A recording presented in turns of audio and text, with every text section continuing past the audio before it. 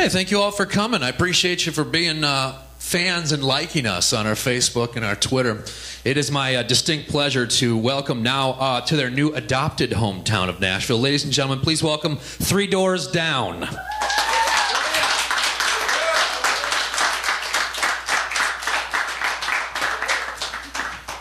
Collectively known from left to right, Todd Harrell, Brad Arnold, Chris Henderson, Matt Roberts, Greg Upchurch, the newest member of the band. How many years you been now in the band, Greg? Oh, brand new. Just got 6 years ago.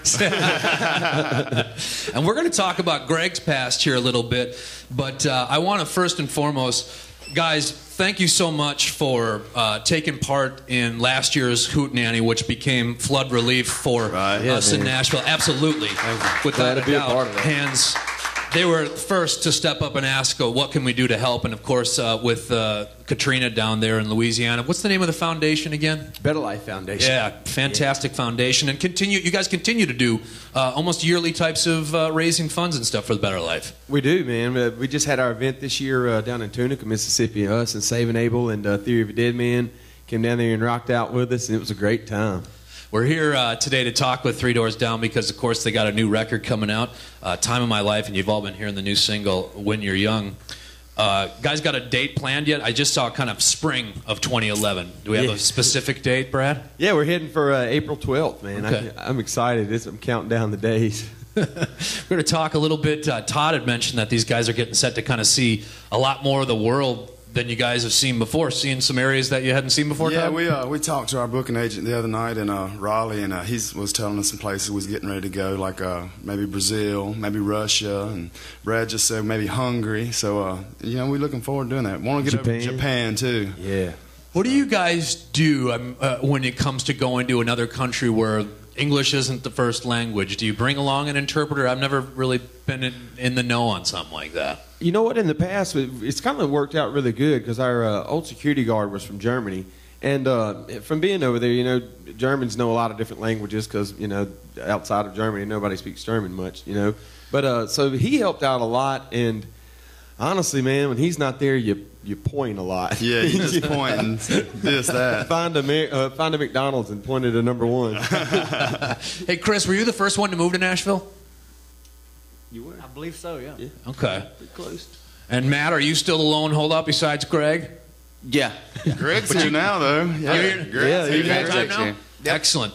Now, and Matt, you've been spending a lot of time here, obviously, because you guys wrote the record. Where did you guys do the bulk of the writing? We actually did a lot of the writing out in Los Angeles. Okay. And we recorded it out there as well.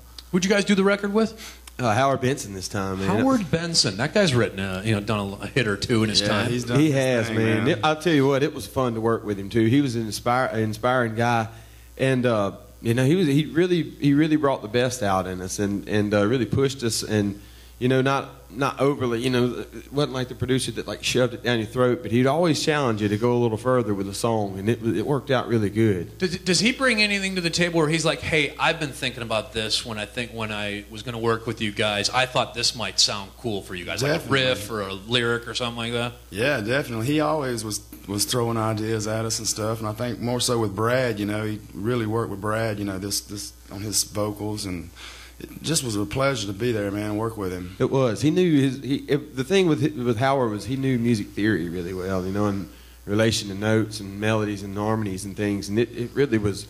It was a pleasurable experience to get up there and sing vocals and work with him on that.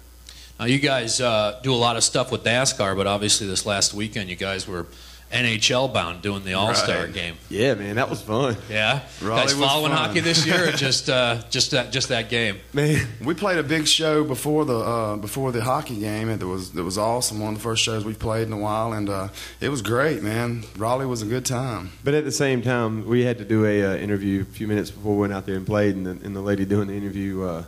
She's like, can I ask you some hockey questions? I'm like, if you don't want an answer. I'm from Mississippi.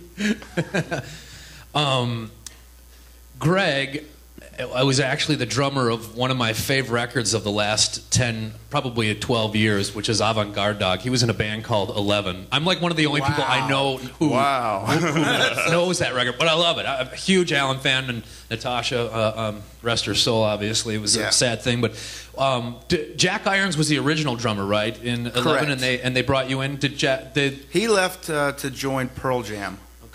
Tough gig. Yeah, I mean, Tough break, huh? I would have turned it down personally. I liked working at a Guitar Center in Hollywood. That was cool. No, it worked out. It worked out good for me. And that's where you were? You were at a Guitar Center? I was at a Guitar Center. I just moved there, and I was living in Hollywood with 4 guys in a 2-bedroom apartment, sleeping on an air mattress. Now that living the dream. Ladies and gentlemen, is a rock and roll story right there. Heck You yeah. leave 11, you go and you help Wes form Puddle of Mud. Well, actually, after 11, we were with Chris Cornell. Okay. Euphoria Morning, and then after that, then I went to Puddle of Mud. And then Alan was with you on that tour, right? Alan and Natasha. Yeah, okay. We basically wrote and recorded that record in Alan's house after Soundgarden had broken up. I love him. I remember one time I talked to him about kind of the little, what we call musical vignettes inside of that Avant-Garde Dog, and he referred to it as wasabi. I have no idea what that meant. I wasn't there for that.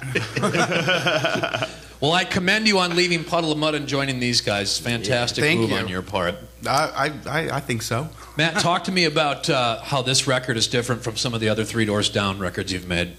We always go in and approach the record pretty much the same way as far as the writing and just assembling everything. But this record, we like I said earlier, went out to Los Angeles and kind of did most of the process out there. So that was probably the biggest change we've done in the past. We've kind of stayed down south and worked a lot. On Away from the Sun, we actually went out to Seattle, but we did the West Coast thing this time, and it was, it's always good to kind of change things up. So it was fun to spend the summer out there. I got the vibe from this first single, When You're Young, that you guys have definitely entrenched yourself in Nashville, and you can definitely feel. I'm not going to say country, but you can feel a tinge of Nashville in that song. Is that fair to say? Yeah. It's an inspiring place to live, man. There's such great musicians here, and just the music scene. It's easy to keep your head in it, and there's a lot to be learned here, and it's definitely been a great place for us. I know Todd obviously has a unique side project in 7 Day Binge. Any of you guys else kind of do some stuff on the side away from Three Doors Down? I just chill Golf. out. Great band, golf. If I don't stay busy, I get in trouble, so I got to stay busy. Any writing partners you guys have hooked up with in town, or people who've approached you and said, "Hey, we'd like to write for one of our records" or something like that? You know what, man? This record's the first time we've ever done any co-writing, and all 3 of the guys that we co-wrote with, we wrote with all of them in L.A., but every single one of them was from Nashville and live here. I don't know if they were from here, but everyone all out in lived L.A. here. though. Yeah. Yeah. Like, dude, we could have wrote this record at the house. 1999 was when everybody kind of got introduced to you guys. Better Life comes out. Did you guys just get together like 2 weeks before and got a record? How long were you guys together? We was together.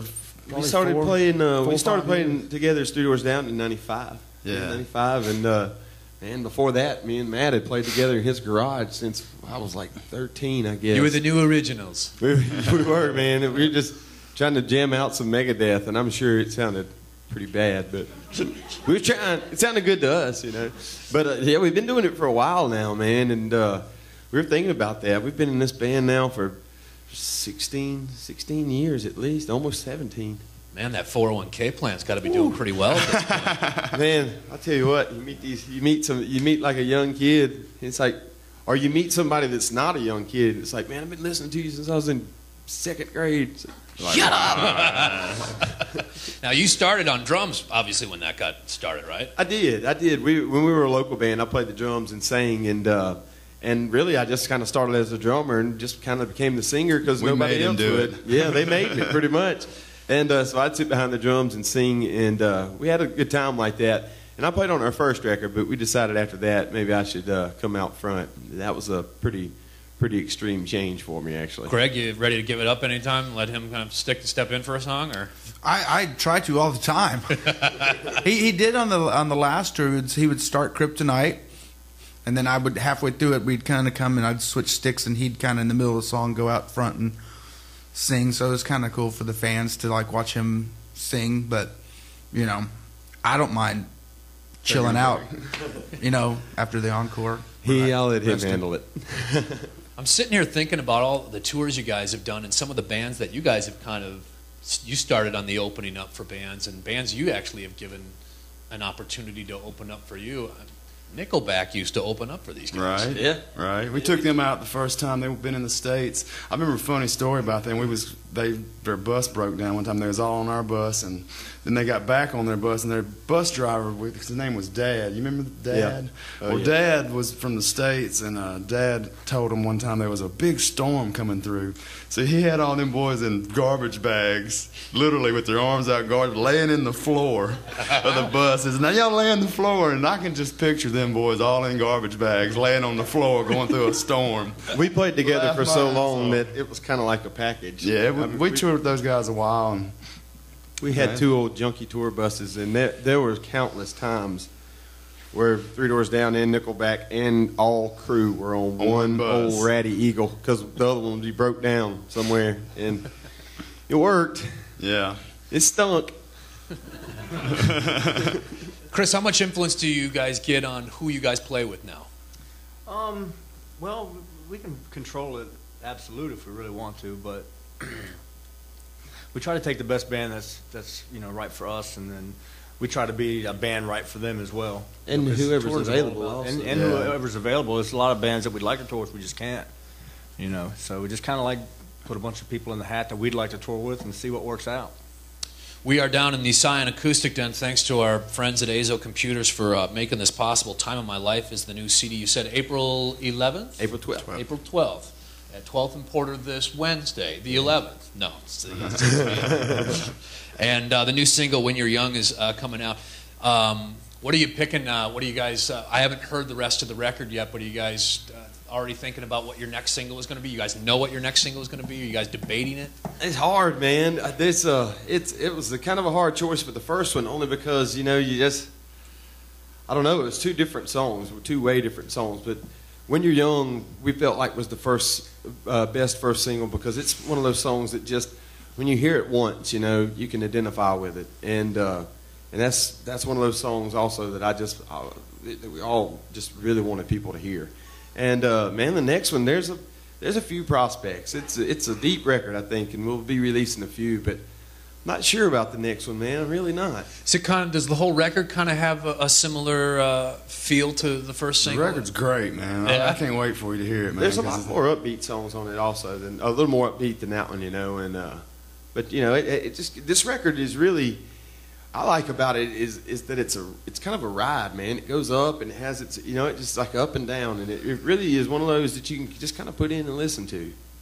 Excellent. It's Three Doors Down, live in the Scion Acoustic Den. Guys are getting set to do an acoustic show here at 12th and Porter. I saw you guys, I brought up NASCAR here a little bit ago. Is Jimmy Johnson one of you guys' drivers, or just a guy you guys get along with, or who's your driver? You know what? I got so many of those guys that are my buddies that I hate to pick one. But Yeah. Jimmy's a good guy, man. He's a great driver, and looking forward to going down there and playing that show for him for the Daytona. How often do you guys make it back to your hometown? You guys were just outside of Biloxi, right? What's the name of that town? Starts with Escataba. Escataba. Yeah. Gesundheit. Exactly. What's it like? What's it looking like down there these days? We're sitting here 6 years. Like a ghost post-Katrina. town. Is it? Yeah. Nah. It's it's one of those. It's home, we haven't been in a while. We love going back, but it's just it's not really a place that we can grow as musicians, and it's not really much of a thriving town.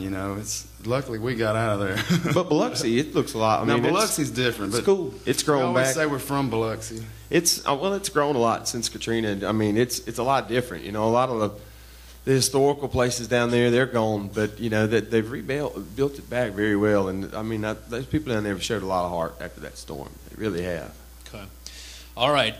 Super Bowl Sunday weekend here. Who's throwing some predictions out? Steelers. Black and yellow. Packers. Black and yellow. Going Packers. All right. Well, I promised the gang 20 minutes. We appreciate your time here today, guys. Excellent. you all. Thank you, Your new Troy. adopted hometown of Nashville. Ladies and gentlemen, give it up for 3 Doors Down. Thank you, guys. Thank you so much.